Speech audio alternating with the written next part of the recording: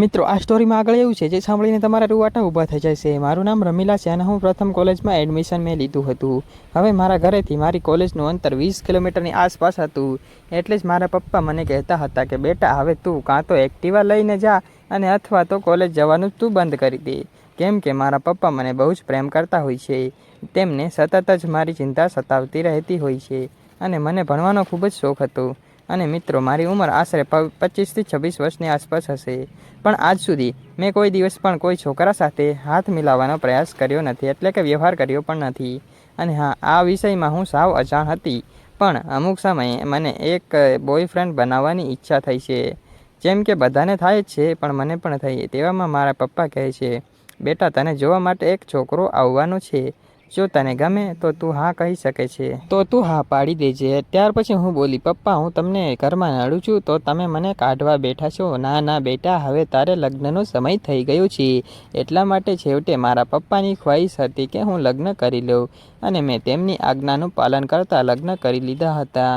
હવે મને પરિવાર તો સારો મેળવ્યો હતો, પણ મારા પતિદેવને ફ્રેન્ડ સર્કલ વધારે હોવાથી મને ટાઈમ આપી શકતા નથી, અને મિત્રો જોડે નવરા જ બેઠી રહે છે, અને રાત્રે આવે છે તો પણ બહુ જ મોડા આવે છે, 12 વાગ્યે, ક્યારેક 1 વાગ્યે, એટલી ઘડીએ તો હું સૂઈ ગઈ હોઉં છું।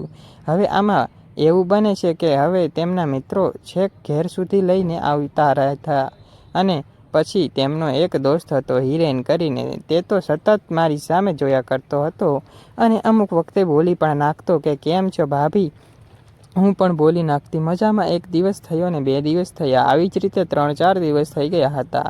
આમ અમારા ઘેર અક્ષયના મિત્રો રોજ ઘરે અમારે ત્યાં આવીને ટેવાઈ ગયા હતા। તો ત્યાર પછી અક્ષયને સમજાવતી પણ તો તે કહેતો તું ચિંતા ના કર, એ તો એમ જ અમે ખાલી જ એન્જોય માટે કરીએ છીએ। તે દિવસ પછી મેં તો વાતમાં દિલચસ્પી ના લીધી, રાખી પણ નહોતી। પહેલો હિરેન નામનો છોકરો હતો જે અક્ષયનો દોસ્ત હતો, અને તે ખૂબ જ પાકો મિત્ર હતો। તે મને રોજ વિચિત્ર નજરથી જોઈ રહ્યો હતો। મારે પણ તે વસ્તુની જરૂર હતી જે મારા પતિ જોડેથી મને નથી મળતી, પણ કમનસીબે મારા પતિને આ બાબતમાં કોઈ રસ જ ન હતો। તો પછી હું પણ પહેલા હિરેન નામના દોસ્તને રિસ્પોન્સ આપવા લાગી હતી।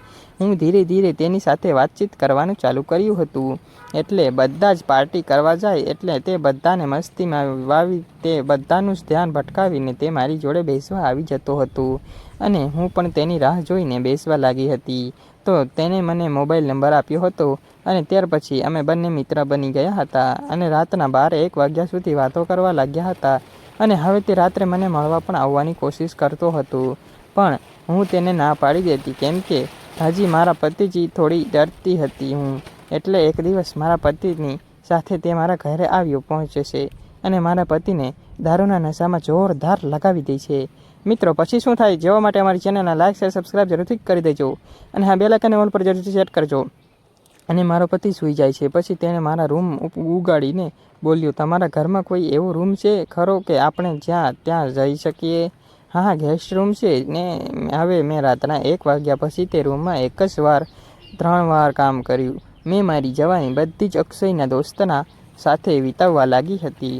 તો ત્યાર પછી મિત્રો સવાર પડતા જ અમે ચોથા રાઉન્ડ ઉપર આવી ગયા હતા, અને હિરેને મને સાવ અધમરી કરી દીધી હતી, અને તેને જેટલી કસરતો આવડતી હતી એટલી જ બધી મને કસરતો સવાર સુધીમાં કરાવી નાખી હતી, અને મને પણ ખૂબ જ મજા આવી।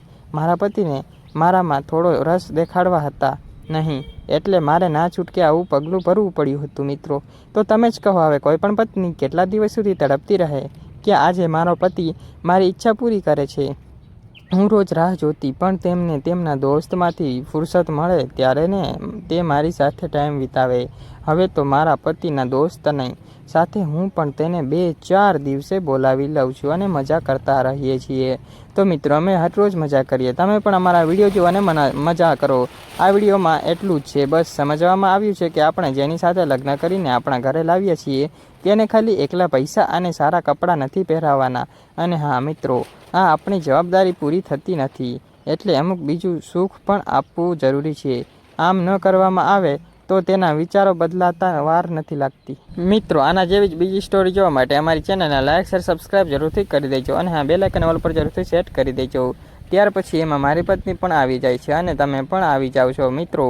વિડીયો ગમ્યો હોય તો નવા મિત્રો ખાસ સબસ્ક્રાઈબ કરી દેજો યાર. તમે વિડીયો તો જોવો છો પણ સબસ્ક્રાઈબ નથી કરતા. વિડીયો જોવો છો પણ ફક્ત એક સબસ્ક્રાઈબ કરીને જજો યાર, જેથી કરીને હું બીજી સ્ટોરી આવી રસપ્રદ વાર્તા તમારા માટે લાવી શકું. વિડીયો જોવા બદલ પૂરો વિડીયો જોવા બદલ ખૂબ ખૂબ ધન્યવાદ. આપ સૌ મિત્રોનો દિલથી ખૂબ ખૂબ આભાર. આવતીકાલે મળીશું એક નવા વિડીયોમાં. આ સાંભળવાનું ચૂકતા નહીં. Bye bye. લાઈક છે. કાલે ફરી મળીશું.